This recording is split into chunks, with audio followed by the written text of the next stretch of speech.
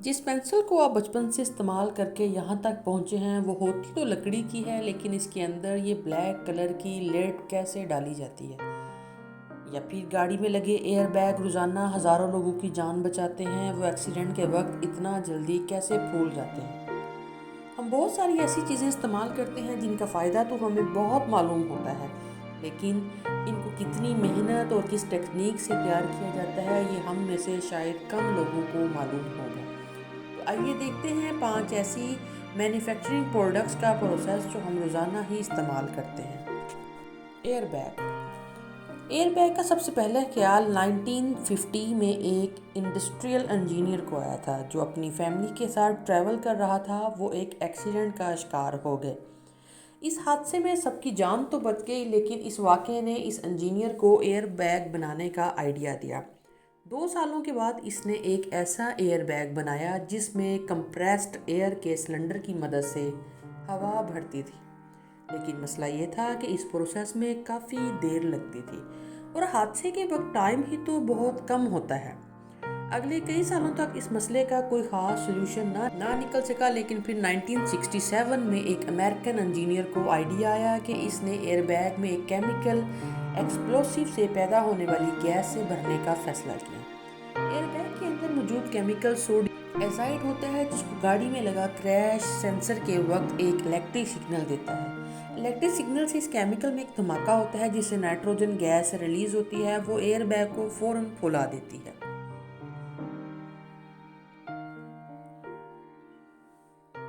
Crash होने से लेकर एयरबैग के फूलने तक हैरत अंगेज तौर पर सिर्फ 20 मिली सेकेंड का टाइम लगता है, यानी जितना टाइम पलक झपकने में लगता है इतने टाइम में 5 टाइम एयरबैग फूल सकता है।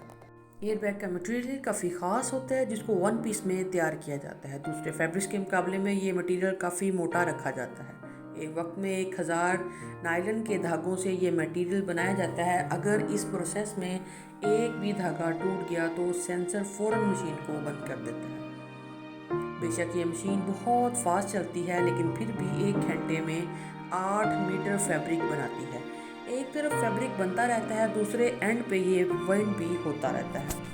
ये प्रोसेस कंप्लीट होने के बाद फैब्रिक को धोया जाता है। धुलने के बाद फैब्रिक गीला होता है, लिहाजा अब इसको गर्म रोलर के ऊपर से गुजारा जाता है। इसको सुखाया भी जाता है और प्रेस भी किया जाता है, क्योंकि एयरबैग के अंदर गैसेस का प्रेशर बनता है, इसलिए इसको एयर टाइट गैस के लिए सिलिकॉन की कोटिंग की जाती है।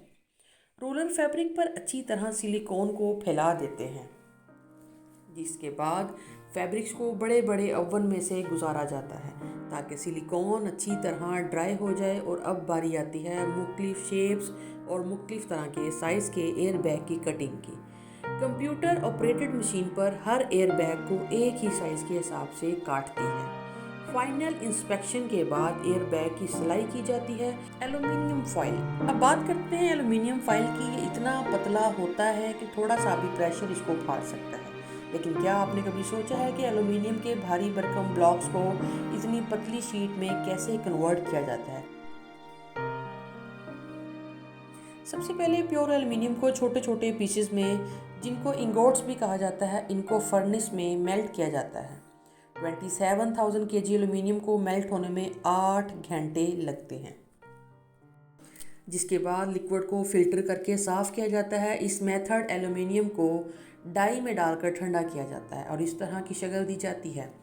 एल्यूमिनियम का एक एक ब्लॉक 7.5 टन वजनी होता है, जिसको क्रेन मशीन की मदद से उठाकर मिलिंग मशीन पर रखा जाता है। इस मशीन में एक गर्म रोलर्स होते हैं जो एल्यूमिनियम ब्लॉक्स को आहिस्ता आहिस्ता पतला करते जाते हैं। हर एक चक्कर के बाद ये रोलर एक दूसरे के करीब आ जाते हैं। 45 सेंटीमीटर मोटे एल्यूमिनियम ब्लॉक को हैरत अंगेज तौर पर सिर्फ 15 बार मशीन से गुजार कर इसे 5 सेंटीमीटर तक प्रेस किया जाता है। इसके बाद इस 5 सेंटीमीटर शीट को फाइल शीट जितना पतला करने के लिए अलग मिलिंग मशीन से गुजारा जाता है। अब एल्यूमिनियम फाइल इतना पतला हो जाता है कि इसकी साइड्स डैमेज हो जाती हैं, लेकिन एक कटर ब्लेड की मदद से इसको अलग अलग साइज़ में काटा भी जाता है और इसकी डैमेज हुई साइड्स को काट कर अलग कर दिया जाता है। मशीन के दूसरे एंड्स पे फिनिश प्रोडक्ट्स यानी एल्यूमिनियम फाइल के रोल वाइंड होते हैं, जो अब इस्तेमाल के बिल्कुल तैयार हैं। आइए अब जानते हैं बुलेट प्रूफ ग्लास के बारे में। बुलेट प्रूफ ग्लास की मैन्युफैक्चरिंग प्रोसेस के बारे में। एक 9 mm बुलेट इतनी पावरफुल होती है कि वो स्टील की मदद मोटी प्लेट में आर पार कर देती है। तो आखिर वो बुलेट प्रूफ ग्लास में सुराख क्यों नहीं कर पाती? बुलेट प्रूफ ग्लास में ऐसी क्या खास बात होती है जिससे बुलेट इसको क्रॉस नहीं कर सकती? सबसे पहले एक नॉर्मल ग्लास को ओवन में डाल बेंड किया जाता है, क्योंकि बेंड ग्लास एक सीधे या स्ट्रेट ग्लास से ज़्यादा स्ट्रॉन्ग होता है। इसके बाद 4 बेंड ग्लास को एक दूसरे के ऊपर रखा जाता है, लेकिन इनके बीच में पीवीबी की एक शीट डाली जाती है। ये खास शीट न सिर्फ ग्लास को आपस में जोड़कर रखती है, बल्कि इन ग्लास को ठोस भी बना देती है। 4 बैंड ग्लास को 3 पीवीपी शीट्स के साथ इस तरह सैंडविच की साइड्स को टेप करके ऊपर प्लास्टिक शीट चढ़ाई जाती है, और जिसको अच्छी तरह एयर टाइट कर दिया जाता है। अब बारी आती है इसमें हवा निकालने की। एक वैक्यूम पंप की मदद से इस प्लास्टिक रैप के अंदर से सारी हवा निकाल दी जाती है, और फिर इसको एक बड़े कंटेनर में डाल दिया जाता है। इस कंटेनर में हवा का दबाव हमारे एटमॉस्फेयर से 10 गुना ज़्यादा होता है। इसका टेम्परेचर 278 डिग्री सेल्सियस रखा जाता है। ये गर्माइश और प्रेशर पीवीबी और ग्लास को एक दूसरे के साथ फ्यूज़ कर देता है। जो पहले 4 ग्लास 3 पीवीबी शीट थी, वो अब सब फ्यूज़ होकर एक यूनिट बन जाती है। अब ये single sheet bullet proof glass कहलाती है। बुलेट प्रूफ ग्लास अगर 9 mm बुलेट से टेस्ट किया जाए तो शुरू की लेयर गोली की एनर्जी को पूरे ग्लास पे फैला देती है, और बीच वाली पीवीबी टेस्ट गोली को रोक लेती है, जबकि सबसे आखिर वाली ग्लास शीट तक बुलेट पहुंच ही नहीं पाती। अब बात करते हैं पेंसिल की, जिसको अक्सर लेड पेंसिल भी कहा जाता है। इसमें इसके अंदर लेड नहीं होता, बल्कि ये ग्रेफाइट होता है जो कागज़ पर अपना ब्लैक इमेज छोड़ देता है। इतिहास में पहली बार पेंसिल 1630 में बनाई गई थी, क्योंकि ग्रेफाइट और लेड देखने में बानिस्बत एक ही जैसे लगते हैं। इसी वजह से पहले लोग समझते थे कि पेंसिल जिसे लेड डाला जाता है। ये कन्फ्यूजन 1789 में क्लियर हो गई, लेकिन अब तक अक्सर लोग पेंसिल को लेड पेंसिल ही कहते हैं। जिस तरह पेंसिल की हिस्ट्री बहुत इंटरेस्टिंग है, इसी तरह इसका मैन्युफैक्चरिंग प्रोसेस भी। सबसे पहले ग्रेफाइट और क्ले का मिक्सचर बनाया जाता है। ये क्ले जब सॉफ्ट होती है तो इसको प्रेशर की मदद से लेड की साइज़ सुराखों में से गुजारा जाता है। इस मशीन की मदद से बिल्कुल एक ही साइज़ की लेड निकलती जाती है। इन लेड को इकट्ठा करके ओवन में रख दिया जाता है ताकि ये ठोस हो जाएं। कलर पेंसिल की लेड बनाने के लिए भी सेम प्रोसेस ही होता है, लेकिन सिर्फ इसमें ग्रेफाइट की जगह क्ले और कलर का इस्तेमाल किया जाता है।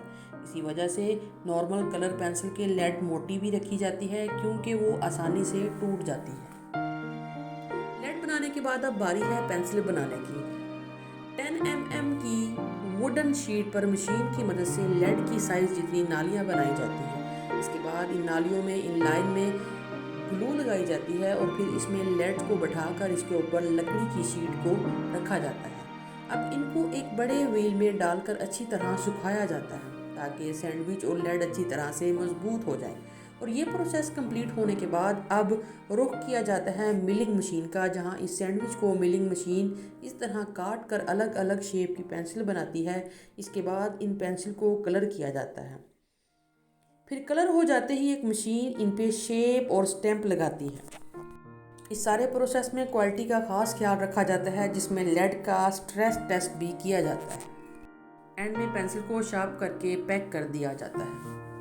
अब बात करते हैं शुगर की। हमारी डेली लाइफ के सबसे अहम चीज़ यानी चीनी की गन्ने के जूस में से ये प्योर वाइट शुगर क्रिस्टल कैसे बनते हैं, इनके पीछे भी बड़ी साइंस है। सबसे पहले गन्ना ट्रक में लोड होकर शुगर मिल में आता है, जहां इसको काट कर कई बार धोया जाता है। इसके बाद एक क्रशर की मदद से गन्ने को क्रश किया जाता है और इसमें जूस निकाला जाता है। शुगर कैन इसके जूस में अपनी काफ़ी सारी इम्प्योरिटीज़ बाकी हैं, जैसा कि मिट्टी, पत्थर या रेत के ज़र्रात। अब बारी होती है इसको फिल्टर करने की। इसके लिए जूस को बॉयल किया जाता है और लाइम के सॉल्यूशन में मिक्स किया जाता है। 6 घंटे मिक्स करने के बाद जूस का कलर ब्राउन जैसे येलो हो जाता है, और इस दौरान इसका पीएच लेवल भी नॉर्मल हो जाता है। अब इस जूस को 2 घंटे के लिए एक टैंक में डाला जाता है, जहां इसके अंदर मौजूद सारी इम्प्योरिटीज़ रेत, मिट्टी या पत्थर के ज़रिए जूस से अलग हो जाते हैं और बॉटम में जमा हो जाते हैं। अब इस साफ जूस को निकाल लिया जाता है, जबकि बच जाने वाला कचरा कोई कचरा नहीं बल्कि ये खाद के तौर पर इस्तेमाल किया जाता है। जूस अब बड़े बॉयलर में चला जाता है, जहां इसको इतना ज़्यादा बॉयल किया जाता है कि जूस में बाकी एवापोरेट हो जाएं और पीछे इस किस्म की थिक पेस्ट बच जाए। इस पेस्ट को अगर जमा दिया जाए तो ये गुड़ बन जाता है, लेकिन इसमें से शुगर के वाइट क्रिस्टल निकालने के लिए इसमें सक्रोज का एक सोल्यूशन डाला जाता है, जिससे शुगर की बाइंडिंग हो जाती है और फिर इसको एक मशीन में डाला जाता है।